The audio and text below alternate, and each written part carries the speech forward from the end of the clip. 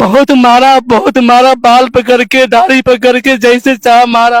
और जब मारते मारते मन भर गया तो एक चौकीदार को बुलाया, कहा लाओ लाठी, और पकड़ के हाथ इसके चुत्तर पर इतना मारो कि उसको ठिकाना लगा। तो बड़ी मार मारा, कसम अल्लाह को। तो हमको थप्पड़ जितना मारा, सब कसम अल्लाह कह रहे हैं।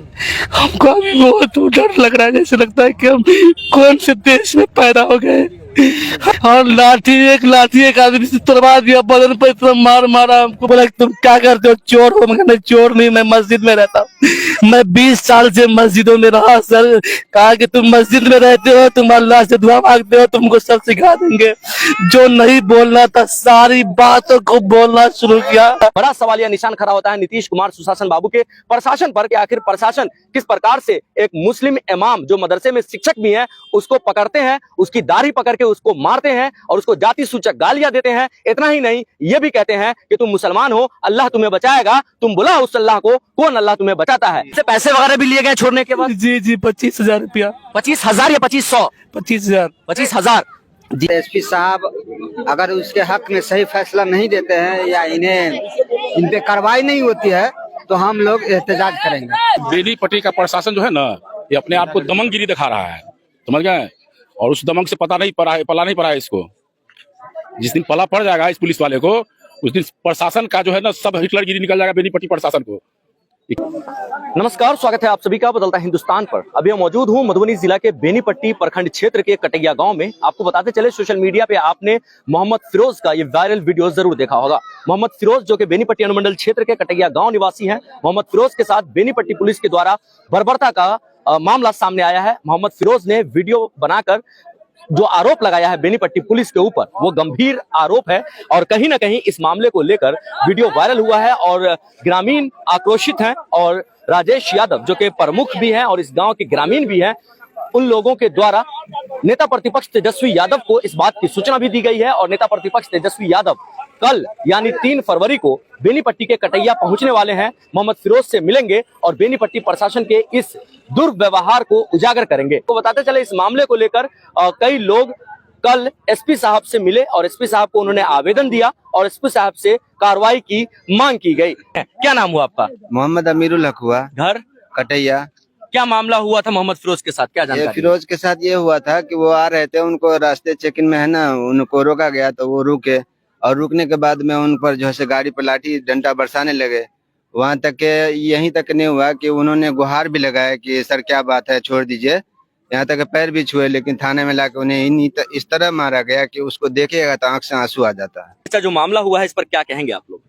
हम तो यही कहेंगे प्रशासन को कि मौलाना जो है फिरोज अपने ससुराल से आ रहे थे तो रास्ते में मौलवी समझ करके इसको रोका और रोक करके जो है इसको बहुत मारा गया है। बेचारा हॉस्पिटल में एडमिट है, इसलिए प्रशासन की बहुत बड़ी। कहाँ से आ रहे थे वो ससुराल से आ रहे थे। कहाँ ससुराल बोलते? सुने और कहाँ पर रोका गया उनकी गाड़ी? यही मोहम्मदपुर के बीच में उसको रोका गया था। बेनीपट्टी का प्रशासन जो है ना, ये अपने आप को दमनगिरी दिखा रहा है, समझ गए?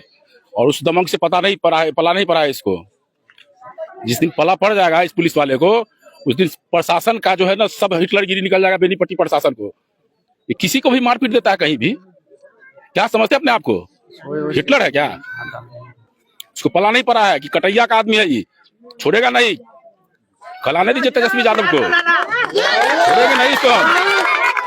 पूरा मूड बना लिया कि प्रशासन, पूरा मुंड नहीं, हम तो करे कि अभी थाना, चलो थाना घेराव करते हैं, अभी थाना घेरते हैं।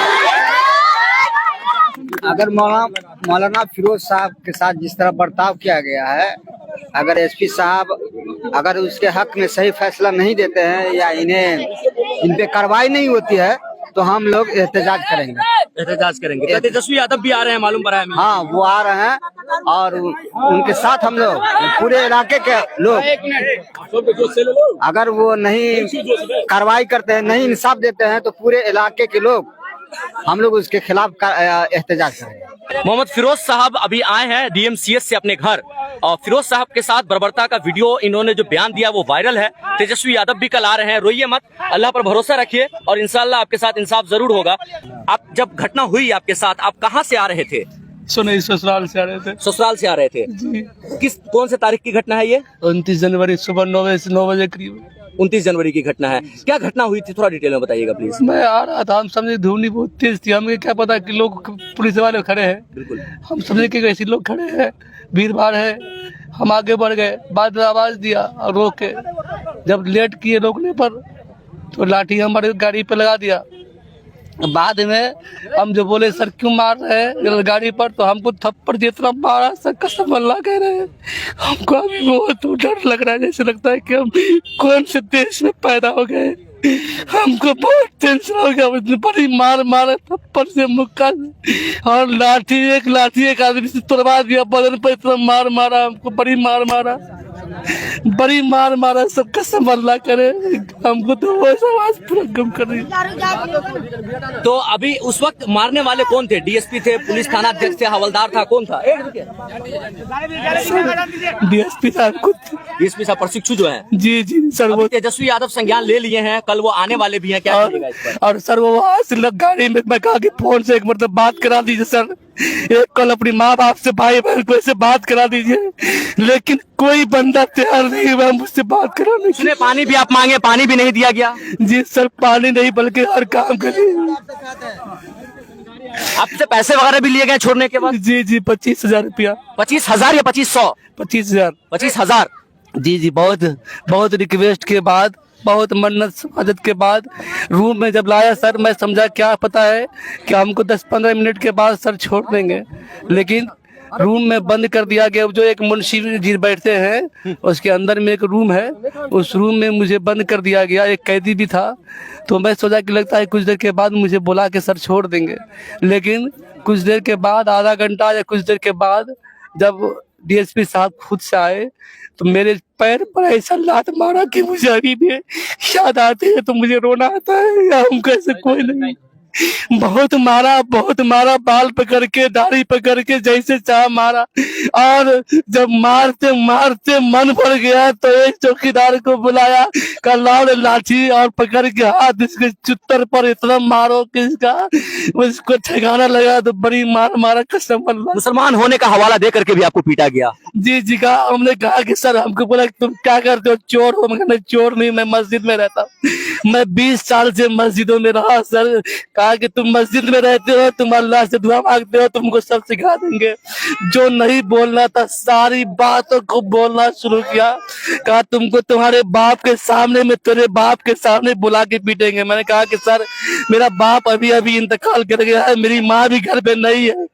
कहा कि तुमको हम अभी घर नहीं भेजेंगे, तुमको तो जेल भेजेंगे, तुम्हारा तो वो हाल करेंगे कि तुमको जिंदगी भर याद रहेगा। हम पैर पकड़ने को तैयार हुए, लेकिन फिर भी कोई सुनने वाला नहीं रहा। मैं कहा सर छोड़ दीजिएगा, मुंह में पैना कर देंगे, जो मन सो बोला। मैं पानी मांगने के लिए कहा, पानी भी नहीं देने को कोई तैयार हुआ सर। बड़ी दिक्कत हुई। मैं पेशाब करने की जब लगा हमको, तो मैं गेट पीटने लगा कि सर मुझे पेशाब करना है। तो मुकेश जी एक है, छोटा बाबू करके हैं, कहने लगे तुमको तो पैंट में पेशाब करा देनी चाहिए। तो फिर 2 हवलदार को बुला करके पेशाब करवाने लग गया। 2 मरतबा 2 हवलदार पकड़ के ले गए, पेशाब करवाए। और जब मैं सोचा कि कोई मेरा प्रोत्साहन नहीं मिलेगा, तो मैं एक कागज पर एक राहगीर को पानी मांगा। पानी मांग के जब मांगा तो पानी लेके आए, और एक राहगीर को मैं अपने भांजा का नंबर लिख के दिया। और जब मैं नंबर लिख के दिया तो मैं सोचा कि फिर भी मैं इंतजार किया कि लगता है कि फोन कहीं हुआ कि नहीं हुआ।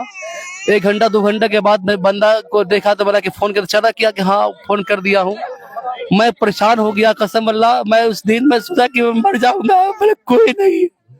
हम कह रहे थे कि मेरा कोई गाँव ग्रामीण कोई दुनिया में साथ नहीं। सबर रखिए, ऐसे प्रशासन के खिलाफ कार्रवाई जरूर होगी। मार रहे थे, जैसा लग रहा है कि कोई बकरी या पैर को मारना।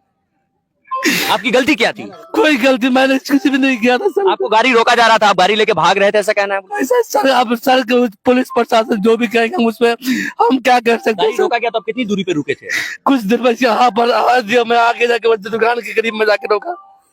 और आपको पीटना चालू कर दिया। जी हमको समझ में नहीं आया, मैं बोला कुछ बोलने भी दे, लेकिन बोलने भी नहीं दिया। दाढ़ी वगैरह पकड़ के भी पीटा गया। जी दाढ़ी बाल पकड़ के हिला के उठा बैठा के जैसा चाह लाल से जैसा चाह पूरे बदन में दर्द से मैं करा रहा हूँ, रात में नींद नहीं आती है। मैं अब क्या मांग करेंगे? अब आप क्या मांग करते हम यही मांग करेंगे कि मुझे इंसाफ मिले। हैं? ठीक, सब्र रखिए, इंसाफ जरूर। फिरोज, बेनीपट्टी प्रखंड क्षेत्र के कटैया निवासी मोहम्मद फिरोज, जो कि मस्जिद के इमाम हैं, मदरसा के टीचर हैं, रथौस मस्जिद में 10 साल तक ये इमामत किए और उसके ऊपर पुलिस की बर्बरता का जो वीडियो वायरल हुआ है, उसके बाद मोहम्मद फिरोज के गांव में जो लोग हैं वो आक्रोशित हैं। मोहम्मद फिरोज दरभंगा डीएमसीएच से 3 दिनों के बाद अपने घर आए हैं और ये गाड़ी में मौजूद है और उनका बयान आपने सुना। अभी वो अपने घर आए हैं और जो ग्रामीण है, चाहे वो किसी भी धर्म किसी भी जाति से हो, सबके दिल में एक मलाल है कि कैसे पुलिस इतनी भयानक तरीके से एक शरीफ आदमी के साथ बर्बरता कर सकती है। कल को वो कोई भी हो सकता है, किसी के साथ भी बर्बरता कर सकती है और कोई भी इस जुल्म के खिलाफ लड़ना होगा, इस प्रशासन के खिलाफ आवाज उठानी होगी, तब जाकर समाज में प्रशासन के खिलाफ जो डर और भय का माहौल बन गया है वो खत्म हो पाएगा। क्या है इस वीडियो पर आपकी प्रतिक्रिया, आप हमें जरूर बताएं। फिलहाल के लिए बस इतना ही। तमाम अपडेटेड खबरों के लिए देखते रहें बदलता हिंदुस्तान।